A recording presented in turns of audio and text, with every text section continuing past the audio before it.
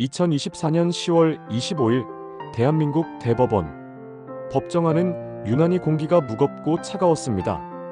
피고인석에 앉은 이준호는 고개를 깊이 숙인 채 손목의 핏줄이 도드라지도록 깍지를 꼈습니다. 그의 시선은 바닥에 고정되어 있었지만 미세하게 떨리는 손가락 끝은 감지하기 어려운 무언가를 필사적으로 움켜쥐려는 듯 보였습니다. 그의 삶은 2005년 그의 첫눈이 내리던 밤부터 절도라는 검은 그림자에 갇혀 있었습니다. 그 그림자는 마치 계절이 바뀌듯 주기적으로 그를 찾아와 귓가에 끊임없이 속삭였고 그는 그 유혹을 떨쳐내지 못했습니다. 수차례 감옥에 드나들며 실형을 살고 2022년에 출소했지만 채 3년이 채 되지 않은 2023년 말부터 2024년 초까지 그는 또다시 그 그림자의 유혹에 굴복하고 말았습니다.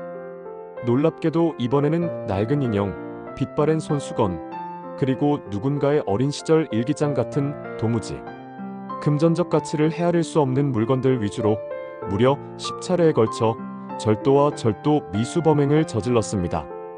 오늘 그에게 마지막 도피처가 될지도 모르는 이 순간 대법관들의 최종 판결이 그의 운명을 가를 참이었습니다. 법정의 숨막히는 침묵은 그의 어둡고 반복되는 재범의 그림자를 더욱 짙게 드리웠습니다. 검사는 이준호에게 가장 무거운 처벌을 내리려 했습니다.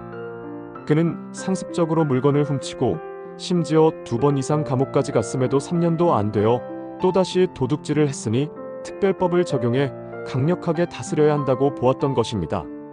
이는 마치 3번 걸리면 아웃이라는 야구처럼 특정 범죄를 반복한 사람에게 더 큰 벌을 주는 법 조항과 같았습니다. 검사의 눈에는 이준호의 끊임없는 범행 기록과 과거 전과가 이 강력한 법 조항에 완벽하게 들어맞는다고 확신했습니다. 특히 이번에는 훔친 물건들이 돈이 되지 않아 수사에 혼란을 주었지만 오히려 그것이 이준호만의 기묘한 방식임을 보여준다고 생각했습니다. 그는 이준호가 사회의 질서를 농락하는 상습범이며 오직 강력한 처벌만이 그의 잘못된 습관을 끊고 사회를 보호할 수 있다고 굳게 믿었습니다. 이에 검사는 법정에서 그의 모든 범행 기록을 낱낱이 열거하며 준엄한 목소리로 무거운 처벌이 필요하다고 주장했습니다. 하지만 대법원의 판단은 검사의 예상과 완전히 달랐습니다. 법원은 이준호가 이전에 도둑질로 처벌받은 적은 많지만 그 모든 기록의 상습범이라는 죄목으로 특별히 처벌받은 적은 없다는 점에 주목했습니다. 대법관들은 죄형 법정주의라는 법의 가장 중요한 원칙을 다시 한번 강조했습니다. 이는 법에 쓰여 있는 대로만 벌할 수 있다는 엄격한 원칙으로 형벌에 관한 법은 그 문구 그대로만 해석해야 하며 피고인에게 불리하게 마음대로 넓게 해석하거나 비슷하다고 해서 다른 경우에 적용해서는 안 된다는 것이었습니다. 대법관들은 비록 이준호의 범행이 상습적인 모습으로 보일 여지는 충분했지만 법률의 문구에 명시적으로 상습범으로 기소되어 처벌받은 경우가 아니었으므로 검사가 적용하려던 강력한 법 조항을 적용할 수 없다는 확고한 입장을 표명했습니다.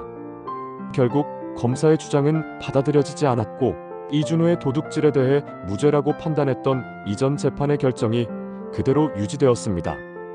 대법원의 판결이 선고되자 법정에는 미묘한 긴장감과 함께 이해할 수 없는 안도감이 교차했습니다. 검사는 실망한 기색을 감추지 못했지만 법의 냉철한 잣대 앞에서는 어떤 개인적인 감정도 설 자리가 없었습니다. 이준호는 마침내 고개를 들었습니다. 그의 눈에는 희미한 허탈함과 함께 억눌려 있던 듯한 묘한 만족감이 스쳤습니다. 마치 자신이 예측했던 결말을 확인한 듯한 표정이었습니다. 그는 잠시나마 자유의 몸이 되었으나 그의 내면에 깊이 박힌 상습성의 그림자는 여전히 그를 따라다닐 것이었습니다. 그리고 그 그림자가 왜 하필 이준호를 맴돌고 그가 왜 금전적 가치 없는 물건들을 훔쳤으며 이 소설의 제목처럼 세 번째 계절이 정확히 무엇을 의미하는지는 아무도 알 수 없었습니다. 법은 그에게 잠시 숨 쉴 틈을 주었을 뿐 그 그림자가 또 언제 고개를 들지는 알 수 없었고 그 그림자의 정체 역시 미스터리로 남았습니다. 이 판결은 법의 엄격한 해석과 적용의 중요성을 다시 한번 일깨우는 사례로 기억될 것입니다. 동시에 법의 테두리 안에서 풀려난 한 인간이 과연 스스로의 검은 그림자로부터 완전히 벗어날 수 있을지에 대한 질문, 그리고 그 검은 그림자의 진짜 의미에 대한 궁금증을 남기며 법정의 불은 서서히 꺼져갔습니다.